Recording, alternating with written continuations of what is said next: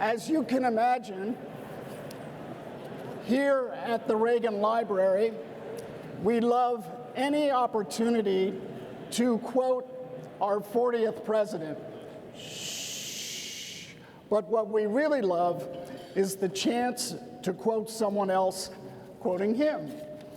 It was in a 2016 lecture at Auburn University that then General Lloyd Austin told students of a plaque that President Reagan kept on his desk. One of the privileges of my job is access to President Reagan's last working office, and here is that plaque. It reads, "There is no limit to what a man can do or where he can go if he doesn't mind who gets the credit." General Austin, making his point to the Auburn students, encouraged them, quote, "In all that you do, look for ways to enable the success of others." This is the mantra, and this is the spirit by which Secretary Lloyd Austin has lived his life and served his country. And it is that sincere selflessness, that refusal to seek credit, say those who best know him, that set him apart and powered his meteoric rise from Mobile, Alabama, to West Point, to the commandant, the commander of U.S. Central Command, responsible for all military operations in the Middle East and Afghanistan, and now out of uniform to become the 28th United States Secretary of Defense. It is our honor to welcome him today as the keynote speaker at the Reagan National Defense Forum. Throughout his career, he's been a trailblazer for others, breaking barriers, becoming the first Black American to hold some of the nation's highest defense positions.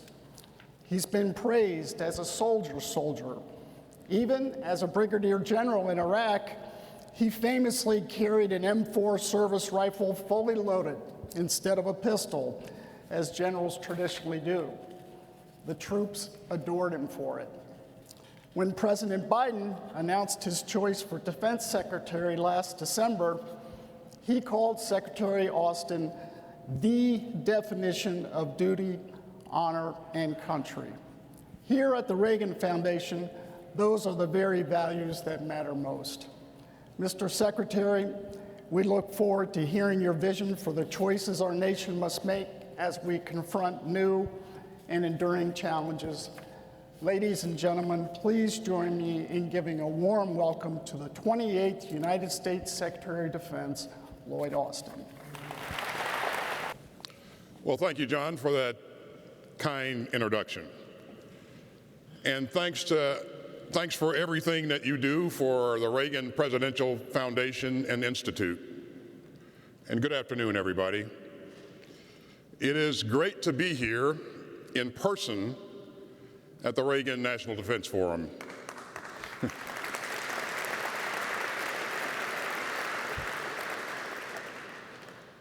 And I'm glad to see so many friends and valued colleagues, including a truly outstanding delegation from the Department of Defense. This is indeed quite a crowd. And I'm honored to be here at the Reagan Library. You know, the old saying is that institutions are shadows of people. And this library is a tremendous extension of the legacy and optimism of President Ronald Reagan. He always believed that Americans were up for a challenge, up for meeting hard problems with a can-do spirit. He had bedrock beliefs, a love of democracy, a zeal for free enterprise, and an implacable opposition to autocracy. Yet President Reagan also showed a willingness to change and to work together, even with an old foe, to try to make all our children safe from the specter of nuclear war. That's central to his legacy. Not just the vigor that he showed in waging the Cold War, but the vision that he showed in helping to end it. In today's changing world, I hope that we can again summon Ronald Reagan's sunny conviction that this country can be stronger, prouder, and better. And his confidence in the power of liberty, his enthusiasm in the face of challenge, and his openness to seize an opportunity for statesmanship.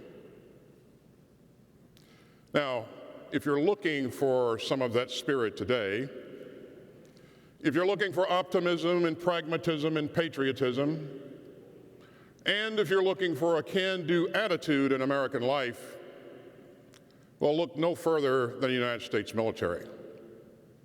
Our outstanding men and women in uniform volunteer to work hard and to sacrifice mightily. And they don't expect any rewards besides the quiet satisfaction of a mission achieved and the fellowship of teamwork and the honor of defending our democracy. So we're enormously grateful to them and to their families as well. And in return, we owe them clear thinking about the challenges of our changing world. And we owe it to them to make the world of the 21st century far more secure and far less bloody than the world of the 20th. You know, I've spent a lot of time thinking about that over the past few days. And my team and I took the long way to California by way of South Korea, where we held our important annual security talks with key allies. This was my third trip as Secretary of Defense to the Indo-Pacific.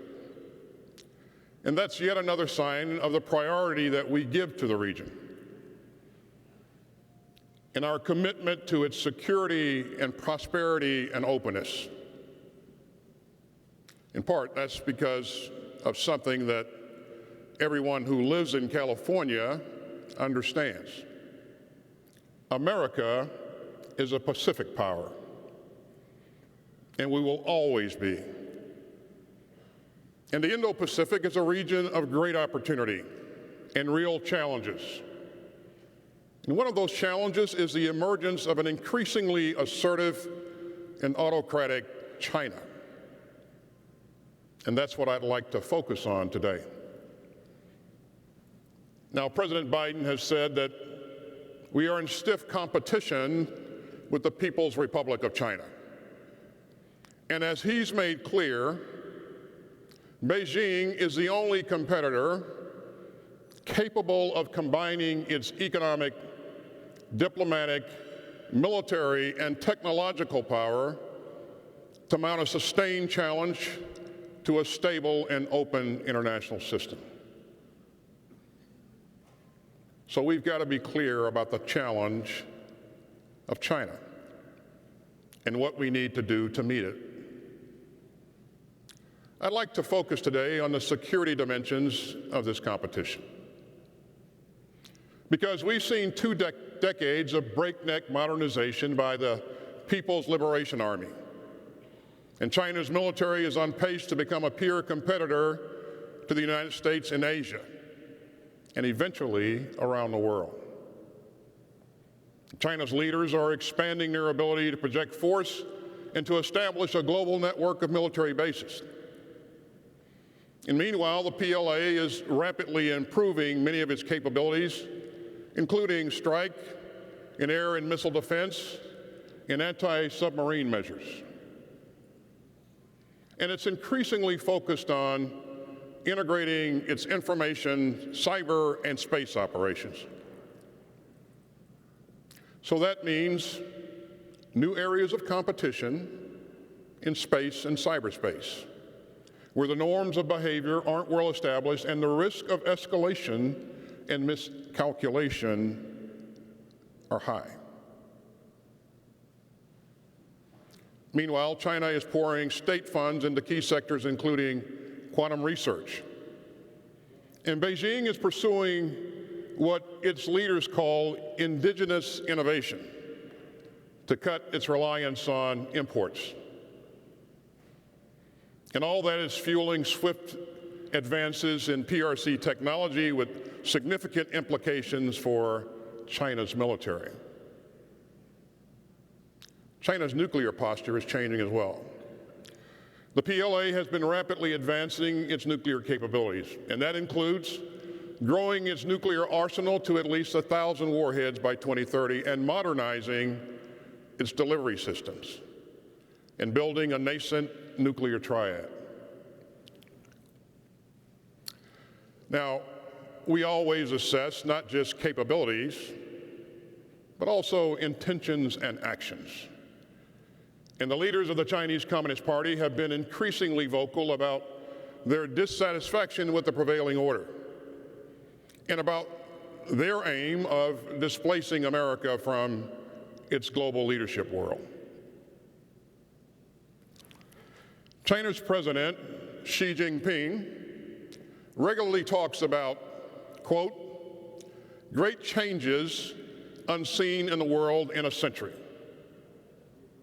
And he recently assured his fellow party members that, quote, time and momentum are on China's side. President Biden has been very clear about his concerns over China's human rights abuses and its bullying of other countries. And Beijing is misusing technology to advance its repressive agenda at home and exporting the tools of autocracy abroad. Now, I've repeatedly described China as a pacing challenge for the Department of Defense. But I chose the word challenge carefully. We seek neither confrontation nor conflict. And as President Biden has repeatedly made clear, we're not seeking a new Cold War or a world divided into rigid blocs. So yes, we're facing a formidable challenge. But America isn't a country that fears competition. And we're going to meet this one with confidence and resolve, and not panic and pessimism. As President Reagan put it, the future doesn't belong to the faint-hearted. It belongs to the brave. So we're determined to deter aggression and to prevent conflict, and to establish common-sense guardrails. And our new initiatives are part of a government-wide approach that draws on all tools of national power to meet the China challenge. Now, this department has been stepping up its efforts on China since the very first days of the Biden administration. Our China task force sharpened the department's priorities and charted a path to greater focus and coordination. We made the department's largest ever budget request for research, development, testing, and evaluation. And we're investing in new capabilities that will make us more lethal from greater distances and more capable of operating stealthy and unmanned platforms, and more resilient under the seas and in space and cyberspace. We're also pursuing a more distributed force posture in the Indo-Pacific, one that will help us bolster deterrence and counter coercion, and operate forward with our trusted allies and partners. We're developing new concepts of operations that will bring the American way of war into the 21st century, working closely with our unparalleled global network of partners and allies.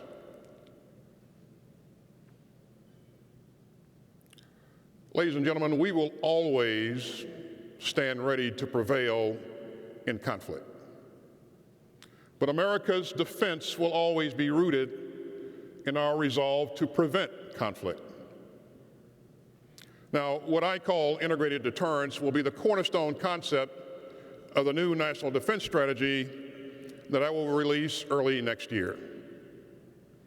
And it means integrating our efforts across domains and across the spectrum of conflict to ensure that the U.S. military, in close cooperation with the rest of the U.S. government and our allies and partners, makes the folly and cost of aggression very clear. I'd like to focus today on two key elements of integrated deterrence, and those are partnership and innovation. First, we're building on a lesson that I learned over 4 decades in uniform. In war and in peace, we're always stronger when we work together with our friends. And that defines our approach to the China challenge. No, we're not seeking an Asian version of NATO or trying to build an anti-China coalition. And we're not asking countries to choose between the United States and China. Instead, we're working to advance an international system that is free and stable and open. And we're strengthening our peerless network of allies and partners with a shared commitment to a peaceful and prosperous Indo-Pacific. A region where all countries are free from coercion, and where the rules that buttress stability and expand liberty are upheld together. As one Western leader said in 1989, we know more clearly than ever before that we carry common burdens and face common problems and must respond with common action. No, that wasn't Ronald Reagan. It was Margaret Thatcher. Now, my first trip as secretary took me to Japan and South Korea and India. And a few months ago, I had the opportunity to visit with leaders in Singapore, in Vietnam, and the Philippines. Yesterday, I was in Seoul, and early next year, I'm planning on heading back to Southeast Asia. And you know, in every conversation with our partners, I hear the same thing again and again. A call for the United States to continue playing our stabilizing role in the Indo-Pacific. And make no mistake, we will. And that means joint exercises, such as the recent 6-country multi-carrier operation in Asia. It means deepening our R&D relationships with our regional allies and partners. It means encouraging the helpful and growing security role that our European allies are playing in the region. It also means strengthening the Indo-Pacific security architecture. That, of course, centers on our valued alliances in ASEAN, but it's reinforced by a range of mechanisms, both old and new, including the Indo-Pacific Quad, and AUKUS, and the Five Eyes, and the triangle of the U.S., Japan, and South Korea. And finally, we remain steadfast to our One China policy and our commitments under the Taiwan Relations Act to support Taiwan's ability to defend itself while also maintaining our capacity to resist any resort to force that would jeopardize the security of the people of Taiwan. Now, we're working to bolster deterrence and not seeking to change the status quo. As President Biden told President Xi last month, we share a profound global responsibility to ensure that the competition between our countries does not veer into conflict, whether intended or unintended. And we're going to stick to what President Biden calls simple, straightforward competition. Yes, we have real differences, both over interest and values. But the way that you manage them counts. And we're going to be open and candid with China's leaders. As President Biden put it, we need to talk honestly and directly with one another about our priorities and our intentions. And big powers should be models of transparency and communication. So we're actively seeking open lines of communication with China's defense leaders, especially in a crisis, and both between our diplomats and our militaries. And we're taking steps to reduce risk and to prevent miscalculations. So we're going to build on President Biden's discussions with President Xi and President Biden's push to develop ways to manage strategic risk and work to build strong, sensible guardrails around this competition.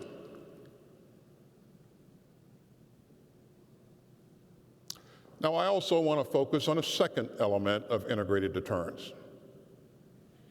And it's one that I'm especially looking forward to discussing with this audience. An audience with so many industry leaders and entrepreneurs and members of Congress. And it centers on America's unique competitive advantage and innovation. Now, integrated deterrence requires us to weave together cutting-edge technology and operational concepts and state-of-the-art capabilities to seamlessly dissuade aggression in any form, domain, or theater. And so that means that innovation lies at the heart of American security. Now, huge advances in AI and edge computing and nanotechnology are already underway in America, and much of that right here in California. Nobody innovates better than the United States of America, but we can't take that for granted. And at the Department of Defense, that means that serious changes to some of the ways that we've done business must be done. So let's face it, for far too long, it's been far too hard for innovators and entrepreneurs to work with the department. And the barriers for entry into this effort to work with us in national security is often too steep, far too steep. You know, in my recent travels, I've seen some outstanding examples of cutting-edge tech, including weeks ago in Bahrain, where I saw unmanned solar-powered naval vessels that used AI to build a shared picture of the surrounding seas. But it often takes too long to get that kind of innovation to our warfighters. So let's say that some great California startup develops a dazzling way to better integrate our capabilities. All too often, that company is going to struggle to take its idea from inception to prototype to adoption by the department. We call this syndrome the Valley of Death. And I know that many of you in this room are painfully familiar with it. You know, it's bad enough that some companies get stuck in the Valley of Death, but some brilliant entrepreneurs and innovators don't even want to try to cross it and work with us. So the department has to do better. Let me tell you about some steps that we're taking to transform the way that we do business. First, we're paving new pathways for American innovators and entrepreneurs to work with us. Consider the Defense Advanced Research Projects Agency, better known as DARPA. It is legendary for scientific breakthroughs. But now DARPA is also connecting its top research teams with corporate leaders and U.S. investors so that those teams can build successful businesses with cutting-edge technologies that they develop. Second, we're doubling down on our Small Business Innovation Research Program, which, as it happens, was signed into law by President Reagan. This program helps fuel American firms to pursue R&D tailored to the department's unique tech requirements. And so far this year, we've awarded funds to more than 2,500 small businesses working on groundbreaking tech. We're also doing more to integrate the department's innovators into tech hubs around the country, where academics and business leaders and innovators thrive. So we recently opened defense innovation hubs in Seattle and Chicago, adding to other sites from Austin to Boston. So the goal here is simple: to connect with new talent who will help us compete and win on challenges from countering UAVs to responsibly leading the AI revolution. And finally, we're making it easier for companies to safely cross that valley of death. And I would like to commend the congressional leaders who have tackled this issue. And many of you are here today. But we need all of your help, and this is urgent.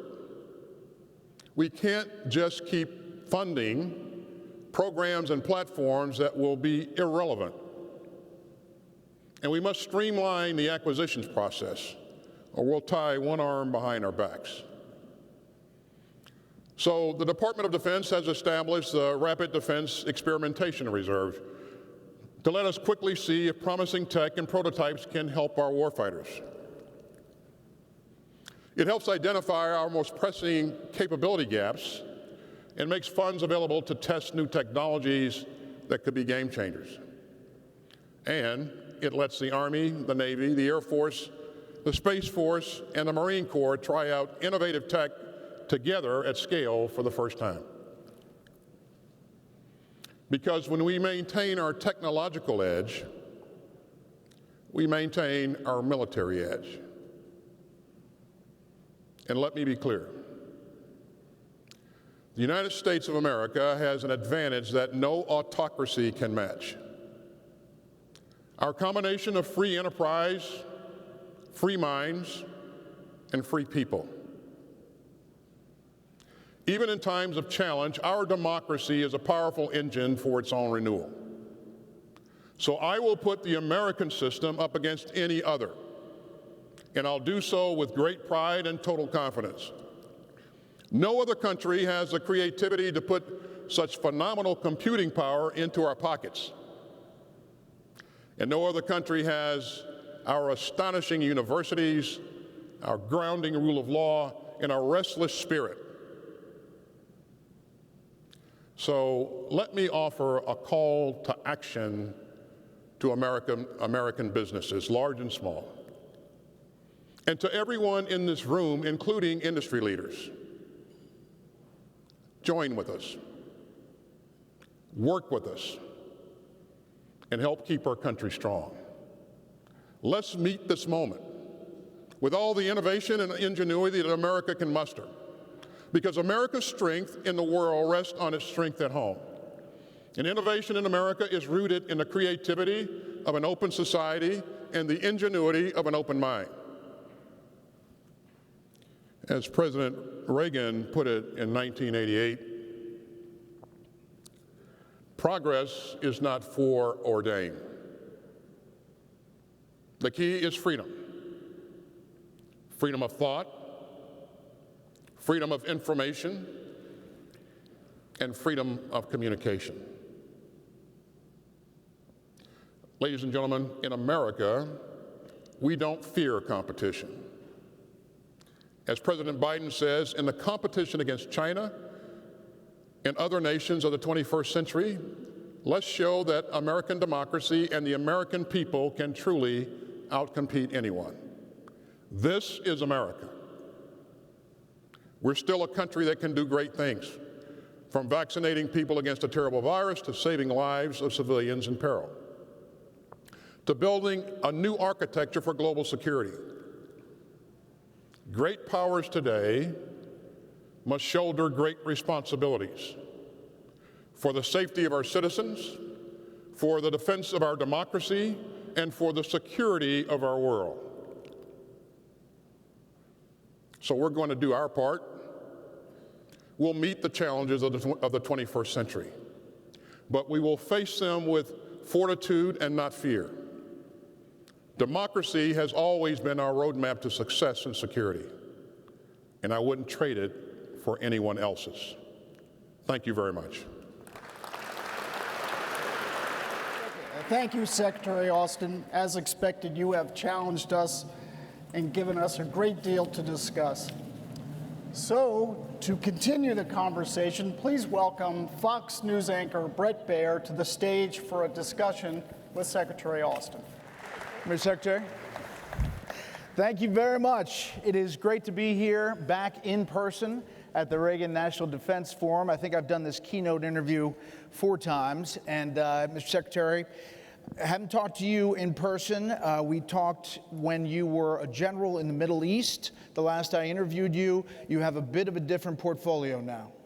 So we have a few other questions to get to. Sure. I want to follow up with your speech about China, but I want to start with something that's pressing right now on the international stage, and that is that senior officials are confirming to us that Russian plans call for a military offensive against Ukraine as soon as 2022, and intel possibly involving 100 battalion tactical groups, 175,000 Russian troops, armor, artillery, equipment.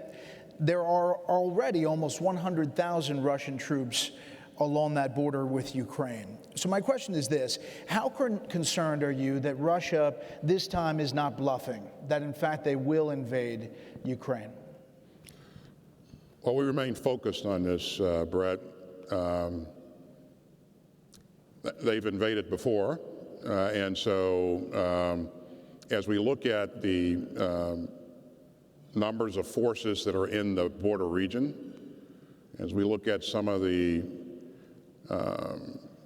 things that are occurring in the information space, as we look at what's going on in the cyber domain, it really raises our concern. We remain focused on this. We are certainly committed to helping Ukraine defend its sovereign territory. You heard President Biden speak about this, I think, yesterday. And it's, in terms of our concern, we're very concerned. And it's something that we're going to remain focused on going forward. Ukraine is not obviously in NATO now, doesn't fall under Article 5 protection. But if there is an Article 5, obviously, for those at home, is an attack on one, is an attack on all. But what happens if Putin does invade Ukraine? What does the U.S. do? Well, I certainly won't get in, won't speculate on different scenarios. But again, I would point back to what the president said, in that we're certainly committed to ensuring that Ukraine has what it needs to protect its sovereign territory. So does that include advisors? Does it include equipment? As you know, Brett, we have provided them with a number of different things over the years, and most recently things including lethal capability, a lot of non-lethal capability, and again, we'll continue to look for different ways to help them be able to support their sovereign territory. And you heard the president say yesterday that he's looking at a number of initiatives. So I won't get out in front of my boss. So. I understand that. I'm going to try one more thing. The president is talking Tuesday with Vladimir Putin. Can he say something, even the threat of pushing for an invite into NATO, that gets Putin, in your mind, to back down from that border? Yeah, I'm sure that there are a number of things that he'll want to explore with President Putin. I think he knows President Putin very well. Again, I think there's a lot of space here for diplomacy and leadership to work. And again, we're going to remain engaged with our allies in the region and our partners in the region. And we're going to continue to do everything we can to help provide Ukraine the capability to protect its sovereign territory. Okay, let's talk China. Your remarks today seem to have a different tone. Has something changed in your mind? Well, nothing's changed, Brett. As you heard me say earlier, we're clear-eyed about the challenge that China presents. But China's not 10 feet tall. This is America. You know, we have the greatest industry, the greatest innovators in the world, and we're going to do what's necessary to create the capabilities that help us maintain the competitive edge going forward. You know, it's that combination of ingenuity, leadership, support from our Congress that has enabled us to be where we are today and enabled us to be successful over the years. We clearly recognize that, as you heard me say earlier, that China presents a challenge. It's our pacing challenge, but they're not 10 feet tall. You know, you referenced President Reagan a number of times in your remarks. In 1983, President Reagan called the Soviet Union the evil empire because of its communist goals. Do you think it's time to speak more boldly or clearly when referring to China, the Communist Party, and its communist ambitions? Well, I think we're doing a lot of that, and again, the activity that we see in the region and in other parts of the globe is disturbing. It's racing to develop, military capability as fast as it can, but some of the coercive activity we see in the region has us and our partners in the region very, very concerned. So, I think we'll continue to speak very clearly about our concerns, but again, we're in a competition with China, and we don't have to be in a conflict. And I think it's very important to continue to communicate and ask for China and Russia to be as transparent as possible. I know we're not going to do hypotheticals, but just looking at what's happening, China has been launching multiple air operations near Taiwan. They've moved air refuelers into that area, tactical aviation, wing-size elements. Do you think that these are training flights for future operations? Well, again, to your point, I don't want to speculate, but certainly, it looks like a lot like them exploring what their true capabilities, and sure, it looks a lot like rehearsals. So what would the U.S. do if China invades Taiwan? Again, our policy remains the same. Our one China policy remains the same. We're committed to helping Taiwan develop and maintain the capability to defend itself. And again, that's another hypothetical, but and nobody wants to see this conflict. Nobody wants to see this or things develop into a conflict in this region. So we're going to do everything in our power to help prevent conflict and dial down the temperature whenever possible. So what do you say to the experts who say that we should send our advisors into Taiwan wearing uniforms and admit that they're there? The Taiwanese leadership has come out publicly saying there are U.S. advisors there. Well, again, Brett, I think we're doing a lot to support Taiwan right now. We're going to look for ways to do more. And my leadership, my service chiefs, combatant commanders will all stay engaged and make recommendations on the best way to move forward on this. U.S. One of your space comm commanders said this week that China is attacking U.S. satellites on a daily basis, actions that could be considered an act of war. So, in your mind, is there an active military conflict happening now in space with our adversaries, China, Russia, maybe even others? Well, Brett, space is no longer a benign environment, and I think we have to realize that. And I think, that's why it's real important that as we look at, you heard me talk about integrated deterrence and making sure that we account for all of our capability in each domain.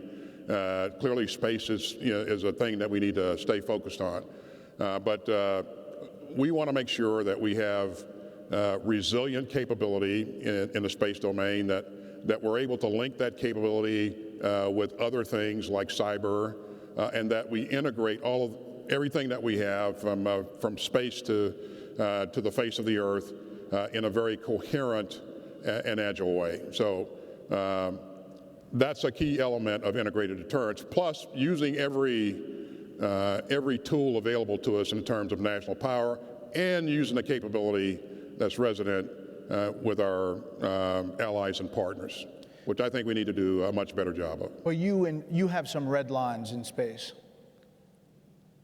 Do I have red lines in space? As far as what's happening with these attacks. Brett, I've always found that it's never a good idea to publish red lines. I would say that it's really important to the United States of America to ensure that we protect our capabilities, and I think I think we'll stay focused on that. Okay, I'm just going to bounce around the world really quickly, and I know we don't have that much time, but do you have any regrets about the Afghan withdrawal?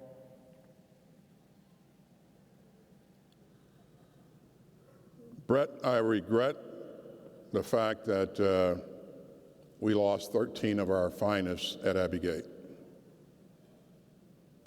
I regret that we lost 10 civilians in an errant strike. Having said that, Brett, I want to make sure that we don't lose sight of the fact that our American forces in 17 days evacuated 124,000 people from Afghanistan. 124,000. And I think that we need to continue to remind the United States of America, and we need to continue to remind the world about the great work that they have done and that they continue to do on a daily basis. Have there been any over-the-horizon operations in Afghanistan since the U.S. military left? Okay, I tried. All right, quickly. The Global Posture Review just came out Monday. It says, did not suggest any troops would be coming home, just repositioned. So no plans to pull U.S. troops out of Iraq and Syria in coming months? I think, again, what's in the GPR is where we are. As you would expect, any new administration will come in and baseline, take a look at where its forces are and baseline its footprint, so that we can ensure that, we're able to support our main effort, which is, as I've said so many times, the Indo-Pacific, and that we maintain the ability to be agile. And I would remind you, Brett, that we need to account for the capability that's not only on air, land, and sea, but also space and cyberspace. Those are, there's capability in each of those domains, and our goal is to make sure that we're using all of that as we conduct operations. But is there a role for, let's say, the U.S. Army in Asia to counter China? Are you going to expand in Poland, where there's been training going on? There's some things that just didn't seem to pop up. Yeah, well, this is a thing that we, again, continue to evaluate as we go forward, and if conditions change, then we adjust. Okay, President Reagan talked about peace through strength. Is Congress, and understanding there's a lot of lawmakers in this room, is Congress funding the Pentagon sufficiently to meet modern challenges? I know you're not a fan of continuing resolutions. Well, I'm absolutely not a fan of continuing resolutions, and the reason is, Brett, is it disallows us the ability to conduct new starts or to get some of the things going that you heard me mention earlier. We want to invest in new technologies. We want to get capabilities to our war fighters, and we want to do that as soon as we can. So, in terms of building ships and creating capabilities, your hands are tied under a continuing resolution. New stuff. Also, as you remember, our troops are due a well-deserved pay raise. And without that new budget, then that pay raise we'll have to account for that pay raise in our current budget. That puts pressure on other things. And so, it's my hope that we'll get an NDAA passed as soon as possible. So far, several courts have struck down the president's COVID vaccine mandate. You are now in a legal challenge and showdown with the Oklahoma governor and its National Guard about vaccine mandates. Only about 40% of Oklahoma National Guard are vaccinated right now. So what do you plan to do if they don't get vaccinated? Are you going to dock their pay? Well, Brett, let's start from the premise that, and I truly believe this, that the vast majority of them will get vaccinated. If you take a look at our active duty forces, over 96% of them are currently vaccinated. There was huge speculation that we could ever get to that level, but we've made tremendous progress. So the people who say, why doesn't natural immunity count? Well, invite the scientists and doctors in the room to speak to that. But again, the facts are. As far as your policy goes, you're going to stay with what you have. This is a readiness issue for us, Brett. A vaccinated force is a more ready force. And our troops have to deploy all over the world and place themselves in all kinds of conditions at a moment's notice. So in order to keep this force healthy, I think it's important that we get vaccinated. And any comment about Florida wanting to develop their own civil National Guard? Absolutely no comment. Okay. Last thing, this survey from the Reagan Forum found less than half the country has high confidence in the military right now, down from 70% just a few years ago. Why do you think that is? Well, certainly, Brett, the trends in this survey are not trends that we would want to see. I would say that, and I know I speak for all of my DoD colleagues in this room today and all over the military, that this is very important to us, especially since we have an all-volunteer force. It's important for us to maintain the trust and confidence of the American people. I'll take a hard look at the potential causes behind these numbers, or what the numbers reflect, and we'll take a hard look at ourselves to see what we should continue to do to build trust and confidence with the American people. But Brett, if you could see what I see, and I know you have because you spent a lot of time downrange, if the average American could see what I see on a daily basis as I go out and visit our troops and listen to them talk about what they're doing and watch them at work, there's no question that our American people would have confidence in our military. I think we need to do a better job of telling the story of these wonderful troops and their families that have sacrificed so much in the past and continue to sacrifice on a daily basis. We need to remind America about what they're doing and the sacrifices they're making, and I think that's something we're going to work on. I ended each one of these interviews with the same question: what keeps you up at night? Well, we're developing additional capabilities in places like space and cyberspace. Sometimes the next serious challenge can come from a place that you didn't expect. And you've heard some people speculate that the next conflict will actually be started by a cyber activity. And so I want to make sure that we have sufficient capabilities in cyber and space to complement the rest of the inventory, and to make sure that we can react to any challenge and prevent conflict from occurring. Mr. Secretary, thank you for your time and thank you for your service to the country. Well, thanks, Brett. Appreciate it. Thanks.